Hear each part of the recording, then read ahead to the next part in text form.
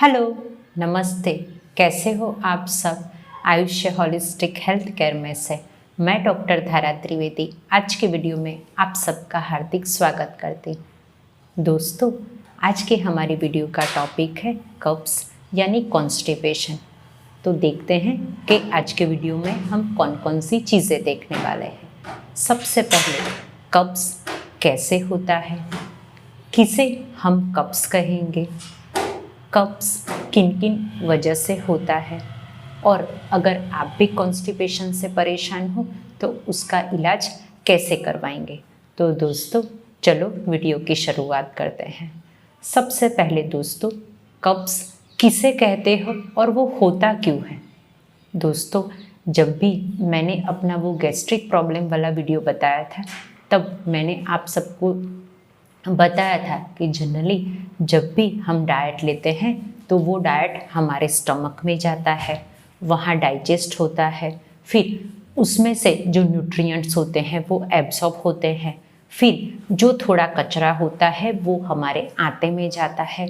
आंते में जब भी ये फूड पहुँचता है तो वो लिक्विड फॉर्म में होता है, स्पेशली जो हमारा बड़ा आंता होता है उसमें भी जो बचा कुचा न्यूट्रिएंट्स होता है वो एब्जॉर्ब हो जाता है, पानी भी एब्जॉर्ब हो जाता है और वो स्टूल के फॉर्म में छोटे आंते से रेक्टम में होकर बाहर निकल जाता है, जिसे हम स्टूल कहते हैं। ये एक नॉर्मल प्रोसीजर है, पर काफ़ी ऐसी वजह है जिसकी वजह से ये जो लिक्विड होता है वो ज़्यादा ड्राई हो जाता है और फिर हम कॉन्स्टिपेशन से परेशान हो जाते हैं। तो ऐसे कॉन्स्टिपेशन डेवलप हो जाता है। तो फिर आपको क्वेश्चन होगा तो हम कॉन्स्टिपेशन किसे कहें। दोस्तों, कॉन्स्टिपेशन के काफ़ी फॉर्म होते हैं। सबसे पहले तो आपको अगर हार्ड स्टूल होता है तो उसे कॉन्स्टिपेशन कहा जाता है। कई बार दोस्तों 2-2, 3-3 दिन तक स्टूल पास नहीं होता और 2-3 दिन के बाद जब भी हार्ड स्टूल होता है तो ज़्यादा पेन होता है। कई बार स्टूल लूज होता है फिर भी बहुत ज़ोर लगाना पड़ता है, आधे आधे घंटे तक लेटरिन में बैठना पड़ता है। और कई की किस्सों में ऐसा होता है दोस्तों कि दिन में 4 से 5 बार जाना पड़ता है। पेशेंट जब भी जाता है फिर आधे पौने घंटे के बाद वापस से उसको सेंसेशन होता है कि मुझे वापस से लेटरिन जाना है। तो दोस्तों, इन सब प्रॉब्लम को हम कॉन्स्टिपेशन बोलते हैं। अगर आप भी इन सब में से कोई भी लक्षण से परेशान हो तो आपको भी कॉन्स्टिपेशन का प्रॉब्लम है। तो फिर आगे कॉन्स्टिपेशन किन किन वजह से होता है। दोस्तों, काफ़ी ऐसी वजह होती है जिससे हम कॉन्स्टिपेशन से सफ़र करते हैं। उसमें सबसे पहले जो है वो है लेक ऑफ वाटर इनटेक। अगर दोस्तों हमारे खाने पीने में पानी की मात्रा अगर बहुत कम है तो हम कॉन्स्टिपेशन के शिकार होंगे। दूसरा दोस्तों, लेक ऑफ डाइटरी फाइबर। अगर हमारे खाने पीने में फाइबर की मात्रा कम होगी तो यही जो कचरा है वो जब भी आंते में जाएगा तो ज़्यादा ड्राई हो जाएगा और फिर हमारा स्टूल है वो ज़्यादा हार्ड हो जाएगा और कॉन्स्टिपेशन होगा। तीसरा दोस्तों, कई बार ऐसी दवाइयाँ होती है जैसे अगर आप हाइपरटेंशन से परेशान हो, कोई विटामिन की दवाई ले रहे हो, इसमें भी स्पेशली अगर आप एनीमिया है आपको और आयरन कंटेनिंग दवाई ले रहे हो तो इन सब चीज़ों से भी आपको कॉन्स्टिपेशन हो सकता है। फिर आंतों की ऐसी कुछ बीमारियां होती है जैसे कोलाइटिस, आईबीडी मानी इरिटेबल बोवेल डिसीज। इन सब किस्सों में भी कॉन्स्टिपेशन होना बहुत कॉमन समस्या है दोस्तों, इसके सिवाय अगर आपका डाइट रेगुलर नहीं है, आप सोते कम हो, स्ट्रेस ज़्यादा लेते हो तो भी आपको कॉन्स्टिपेशन हो सकता है। तो दोस्तों, इन सब चीज़ों से आप कॉन्स्टिपेशन के शिकार हो सकते हो। तो अगर हमें कॉन्स्टिपेशन से बचना है तो हमें क्या करना चाहिए। दोस्तों, अगर आपको कॉन्स्टिपेशन से बचना है तो आप हेल्दी डाइट लेना पड़ेगा जिसमें फाइबर की मात्रा ज़्यादा हो। फिर दोस्तों, इसके साथ जो छिलके वाली दाल है, छिलके वाली जो फ्रूट्स खा रहे हो वो भी छिलके वाले खाओ। पानी की ज़्यादा मात्रा लो, बाहर का फूड बंद कर दो, उसमें भी जो वाइट फ्लोर आता है उसका यूज़ बहुत कम कर दो। दोस्तों, अगर आप इन सब चीज़ों का ध्यान रखोगे तो आपको कॉन्स्टिपेशन होगा नहीं। और दोस्तों, इसके साथ ज़रूरी है आपको एक्सरसाइज करना। अगर आप रेगुलर एक्सरसाइज करोगे तो भी कॉन्स्टिपेशन से बचे रहोगे। अभी हम देख रहे हैं कि हमारी लाइफस्टाइल कैसी हो गई है, बाहर का ज़्यादा खाना, ऑफिस में पूरा दिन बैठे रहना, तो इसकी वजह से भी हम कॉन्स्टिपेशन और गैस्ट्रिक प्रॉब्लम के शिकार हो जाते हैं। दोस्तों, ये सब तो बात हुई कि कॉन्स्टिपेशन किन किन वजह से होता है और हम उससे बच कैसे सकते हैं।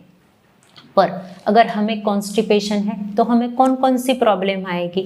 दोस्तों, कॉन्स्टिपेशन कोई बीमारी नहीं है, पर वो एक लक्षण है। अगर आप भी कॉन्स्टिपेशन के शिकार हो तो आगे जाके आपके बॉडी में बहुत ज़्यादा तकलीफ़ें हो सकती है, जैसे कि आपकी बॉडी में एक सुस्तपन लगेगा, आपको कहीं भी कुछ भी मूड नहीं लगेगा, आपकी भूख कम हो जाएगी। भूख कम होने की वजह से आपको वेट लॉस होने लगेगा। और दोस्तों, अगर कॉन्स्टिपेशन का प्रॉब्लम है तो जो न्यूट्रिएंट्स है वो प्रॉपर एब्जॉर्ब नहीं होंगे।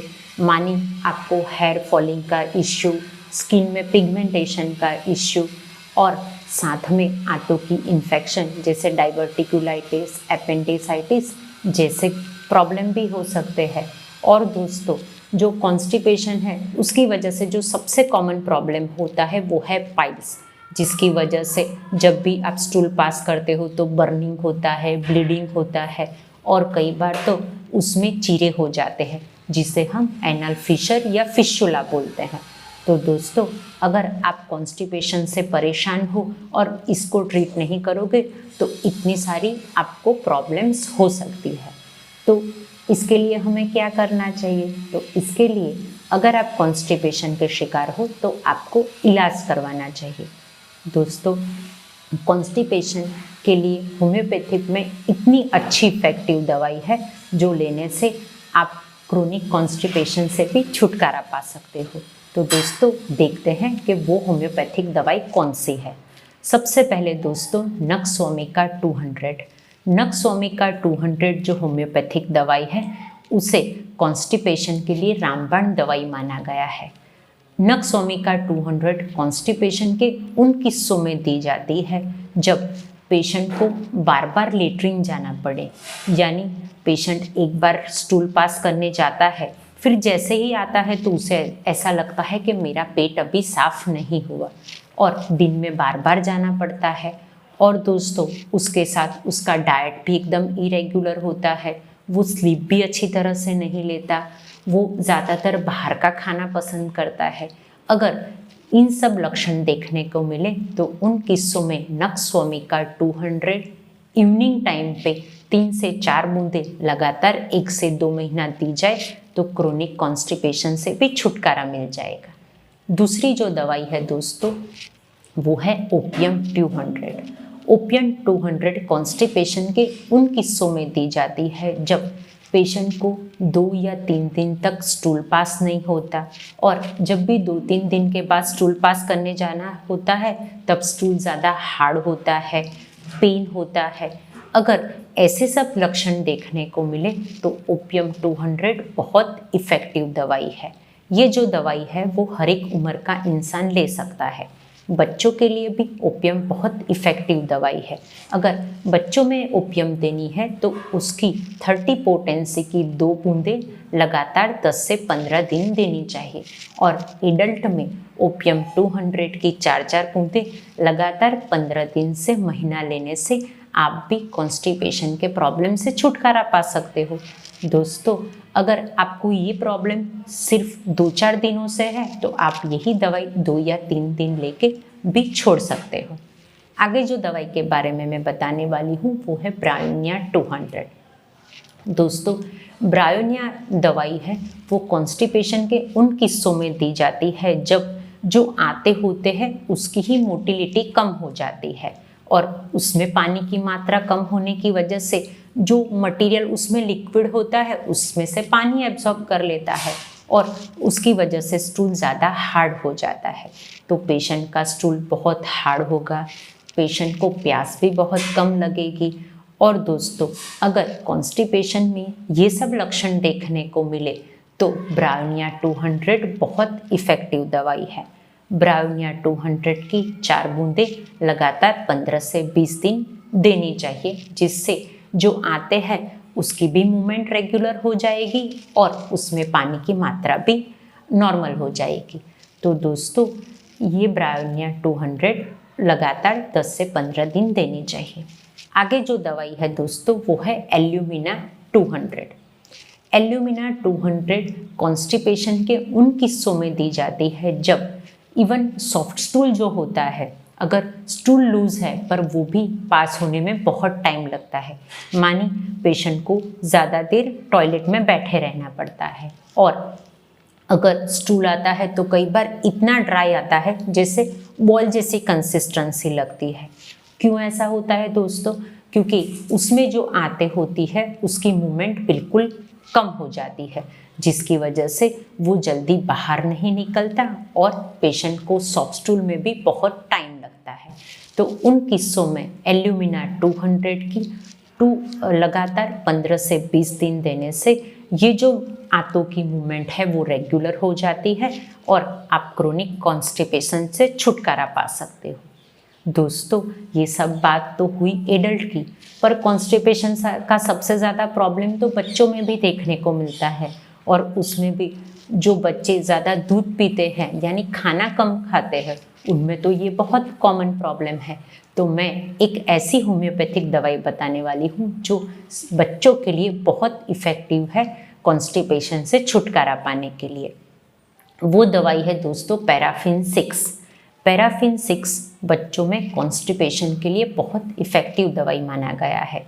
पैराफिन 6 की 4 बूंदें लगातार 15 से 20 दिन देने से बच्चों का कॉन्स्टिपेशन का प्रॉब्लम कम हो जाता है, और अगर कॉन्स्टिपेशन का प्रॉब्लम चला जाता है तो आपको ये दवाई भी बंद करनी है। दोस्तों, ये बात तो हुई ऐसी कुछ होम्योपैथिक दवाई जो कॉन्स्टिपेशन से छुटकारा पाने में बहुत इफ़ेक्टिव है, पर दूसरी मैं एक कॉम्बिनेशन भी आपके साथ शेयर करना चाहती हूँ जो आपको कोई भी होम्योपैथिक स्टोर में मिल जाएगा। ये है दवाई दोस्तों येलो टैबलेट। येलो टैबलेट में ऐसी कुछ होम्योपैथिक दवाई का कॉम्बिनेशन आता है जो लेने से भी आप कॉन्स्टिपेशन से छुटकारा पा सकते हो। ये जो येलो टैबलेट है वो होम्योपैथिक स्टोर में मिलेगी। आपको हर रोज़ रात को खाना खाने के बाद थोड़े गुनगुने पानी के साथ एक टैबलेट लेनी है। आप 15 दिन से महीना ये टैबलेट लोगे तो आपका कॉन्स्टिपेशन का प्रॉब्लम चला जाएगा। फिर आप उसको आधी करके बंद कर देना।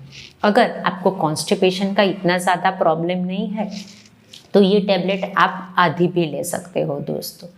तो दोस्तों, आप ये सब दवाई का सेवन करो, डाइट में ध्यान रखो, तो आप भी कॉन्स्टिपेशन से छुटकारा पालोगे और आपकी हेल्थ को एकदम अच्छा रख पाओगे। दोस्तों, अगर आपको मेरा ये वीडियो इन्फॉर्मेटिव लगा हो तो मेरे ये वीडियो को लाइक और शेयर ज़रूर करना दोस्तों। और अगर आपने अभी तक चैनल सब्सक्राइब नहीं की है दोस्तों, तो आगे इन्फॉर्मेटिव वीडियोस देखने के लिए मेरे चैनल को सब्सक्राइब भी कीजिए। धन्यवाद दोस्तों।